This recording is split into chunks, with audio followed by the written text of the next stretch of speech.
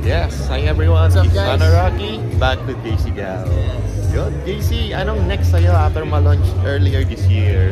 So patuloy pa rin na mapapanood niyo ako sa Pipito Manaloto playing as Jacob, boyfriend ni Clarissa. So yun guys, abangan niyo yung mga episodes ko, lalo na ngayong Christmas season kasi madami talagang abangan ngayon yung episode. Nalinya ka ba ngayon sa comedy? Yun ba, doon ka ba sa comedy yung nililinya? So far po na-enjoy ko naman yung comedy ngayon. Yeah, I'm really enjoying and hope na gusto ko rin matry yung ibang genre, di ba? Anong genre ang gusto mo in the future? Open naman ako sa like action, horror, kasi mahilig talaga ako sa mga ganun. So gusto ko rin matry yun.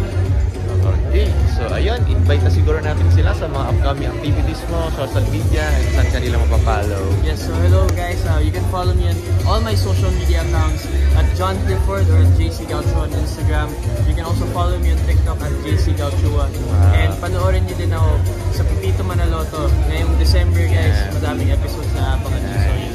And Chua, parehas tayong Chua, middle initial ko is Chua. Oh really? Pure Chinese kayo, right? Ano? Half, ako half, kasi yung dad ko pure. Tapos ako naman 1/4 kasi yung mom ko yung half, lolo ko yung pure. So Chua yung ano ko. So Kasin. Thank you, JC, and congrats. Thank you, bye.